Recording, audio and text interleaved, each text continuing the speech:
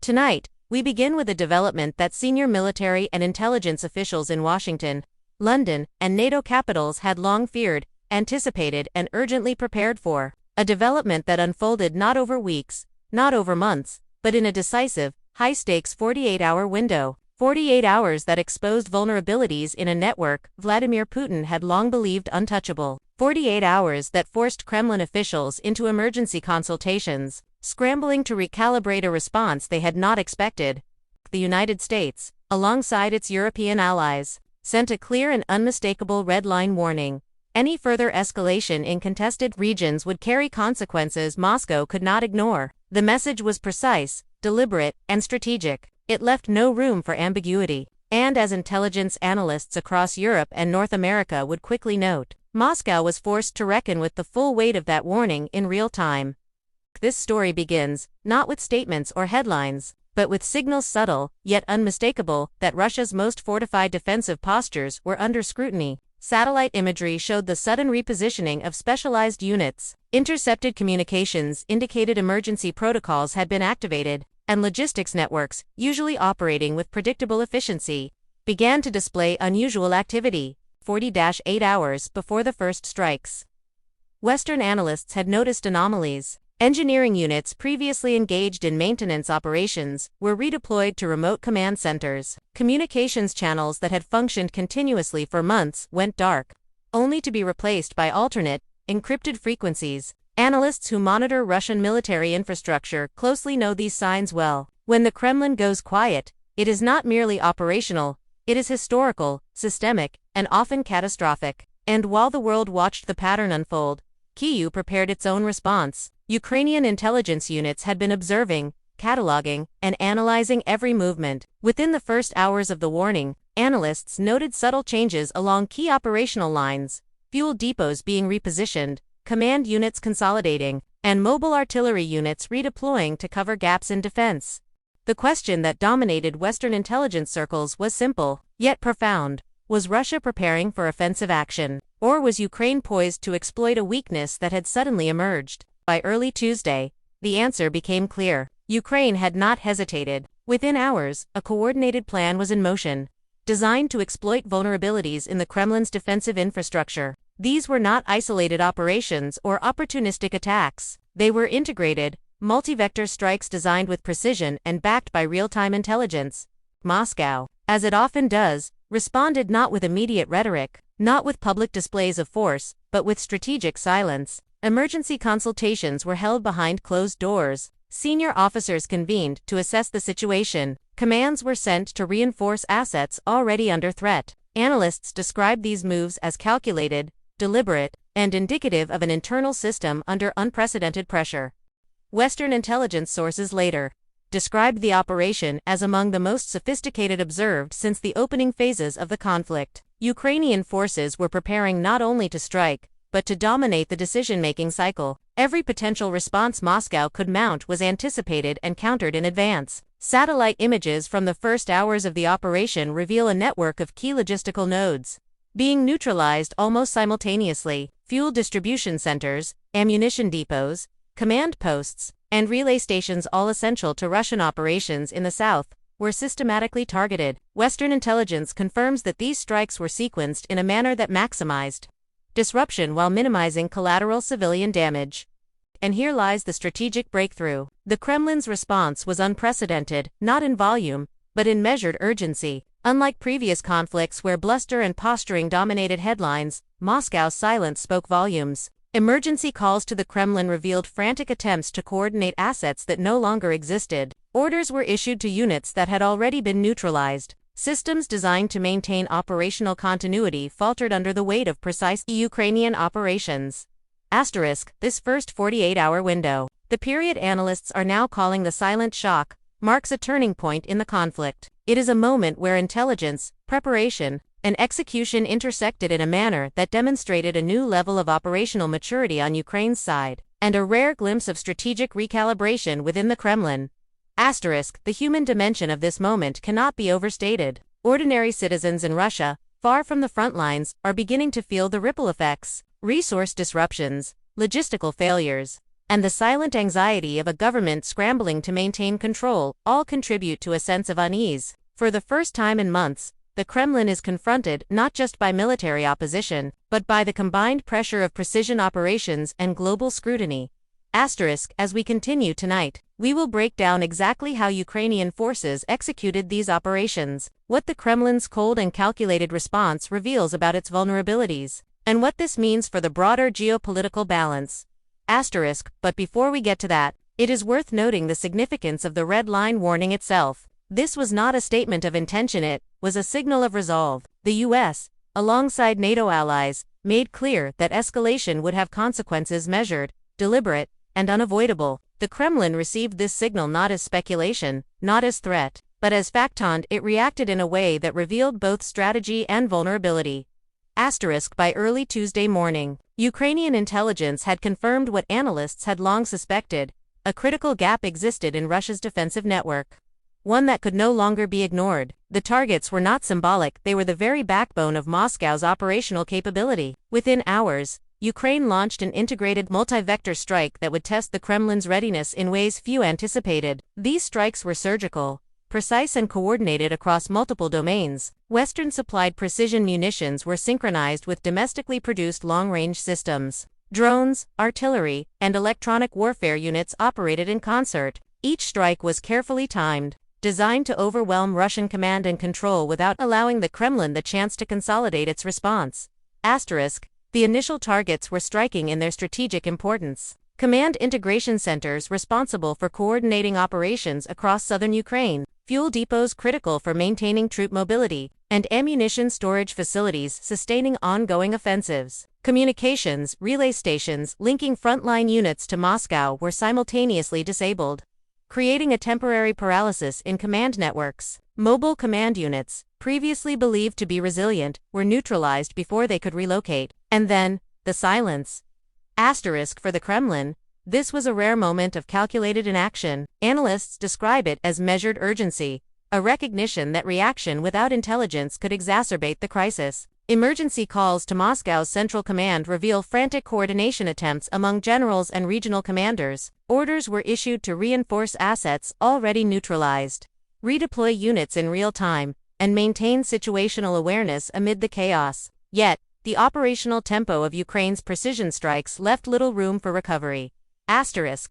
Western intelligence sources confirm the sophistication of these operations. Air defenses were deceived by decoy targets, while actual munitions reached their objectives unimpeded. Logistics chains were forced into emergency rerouting, communication networks contested at multiple levels, and across every node, Ukrainian forces demonstrated an ability to anticipate Moscow's decisions, operating inside the Kremlin's own decision-making cycle.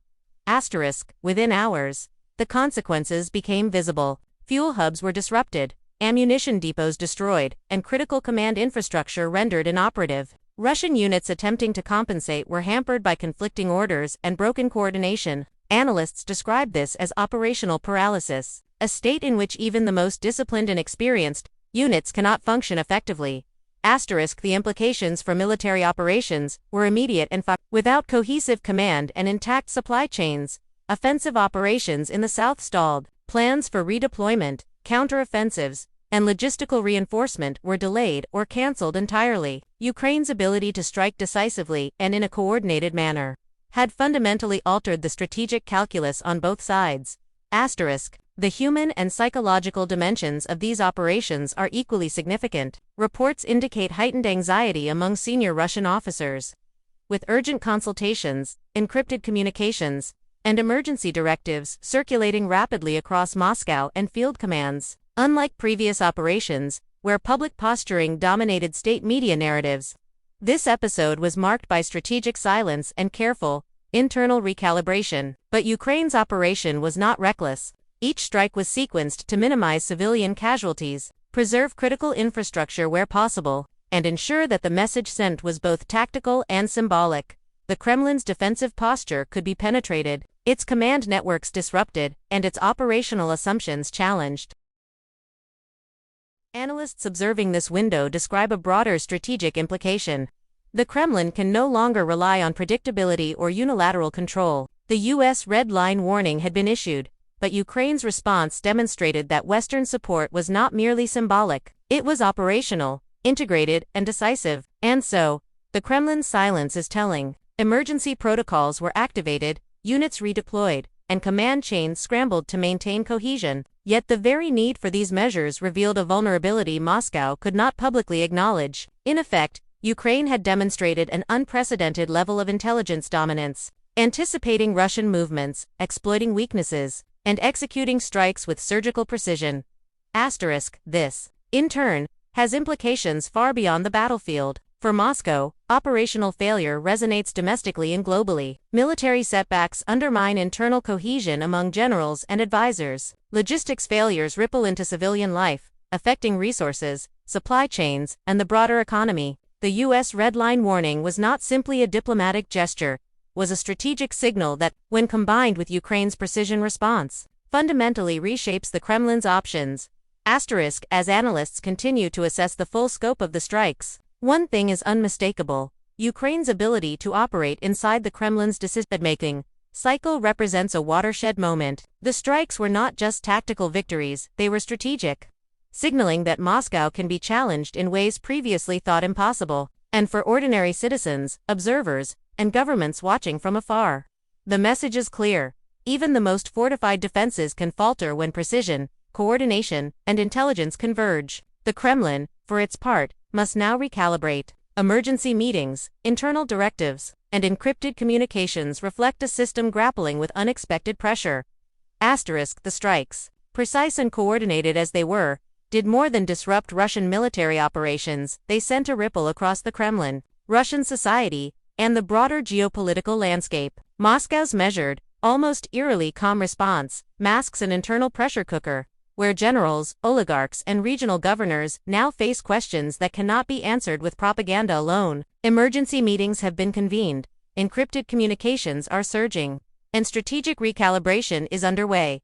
The human dimension of this crisis is immediate. Across Russia, citizens feel the effects: disrupted supply chains, delays in critical goods, and the subtle but growing anxiety of a government suddenly confronted with vulnerability. For the first time in months, ordinary Russians can perceive cracks in what had been presented as an unassailable fortress. It is not just the front lines that are exposed, but the perception of control itself. On the global stage, the implications are equally profound. The U.S. Red Line warning, delivered in concert with NATO allies, was never intended to be rhetorical. It was a strategic declaration. And Ukraine's subsequent operations demonstrated that Western support is operational, not symbolic. Satellites, drones, precision munitions, and real-time intelligence have shifted the balance, confirming that the Kremlin can no longer rely on predictability or unilateral control. Analysts now identify multiple paths Moscow might pursue. Emergency reconstruction of damaged infrastructure is underway in some regions, though it faces logistical bottlenecks and a lack of operational coherence. Retaliatory strikes remain a possibility, but these carry the risk of further escalation at a time when internal control is fragile. And then there are the political calculations. Putin must balance the expectations of hardliners, oligarchs, regional governors, and the general populace, all while facing evidence of operational failure in real time. Economically, the pressure is mounting. The disruption of supply chains and fuel depots affects both military operations and civilian life. Inflationary pressures ripple outward, shortages of essential goods become noticeable, and local markets begin to reflect the strain of sustained military engagement. State media continues to present narratives of strength and continuity, but independent analysts, satellite data, and first-hand reports paint a far more precarious picture. The human cost is visible in subtle, yet powerful ways. Across Russian cities, ordinary citizens are adjusting to disruptions that few anticipated: longer wait times for essentials, altered transportation schedules, and the quiet anxiety of living in a country where centralized power has been shaken. Regional governors report increased strain on logistics, while local administrators work to maintain normalcy under conditions of uncertainty. For many, the Kremlin's failure is not abstracted, is lived, day by day, in markets, streets, and workplaces. Meanwhile, the broader international community watches closely. European capitals, Washington, and allied intelligence networks now have a clearer view of Russia's vulnerabilities. Strategic analysts note that Moscow's next steps will not be taken lightly. Every decision, every move, carries consequences that extend far beyond the immediate battlefield. The U.S. Red Line warning has, in effect, reframed the Kremlin's operational horizon. Escalation is no longer a free choice. It is a calculated risk with global attention. Ukraine, for its part, has demonstrated a level of operational maturity that is both tactical and psychological. These strikes are not merely about battlefield victories, they are about sending a clear, unmistakable message. The Kremlin's assumptions can be challenged, its systems disrupted, and its decisions anticipated. The precision, timing, and coordination of the operations reveal a side of Ukraine's military intelligence that few outside the region fully understood until now. And so, as the dust settles, the larger narrative emerges. A powerful state, long accustomed to projecting invulnerability, now faces a multifaceted challenge. Its military systems disrupted, its command and logistics stressed, and its citizens increasingly aware of the cracks in authority. The Kremlin is forced to confront a reality it cannot fully control. For viewers, the lesson is stark. Even the most fortified systems, no matter how confident their architects, can falter under precision, intelligence, and strategic timing. The U.S. Red Line warning has been felt. Ukraine has acted decisively, and the Kremlin, silent and calculating, must navigate a moment of exposure that has implications far beyond the battlefield. Tonight, as analysts continue to monitor developments, one thing is unmistakable: the Kremlin is under pressure. Ukraine has demonstrated unparalleled operational capability, and the global balance of attention has shifted. The red line is drawn, the response has been executed, and the world waits for the Kremlin's next move. The stage is set, the stakes are higher than ever, and the consequences of miscalculation have never been more visible. In the end, this is more than a military confrontation. It is a test of strategy, intelligence, and resolve. A test that Ukraine has passed with precision, and one that now leaves the Kremlin contemplating its next steps under the scrutiny of both its own people and the world.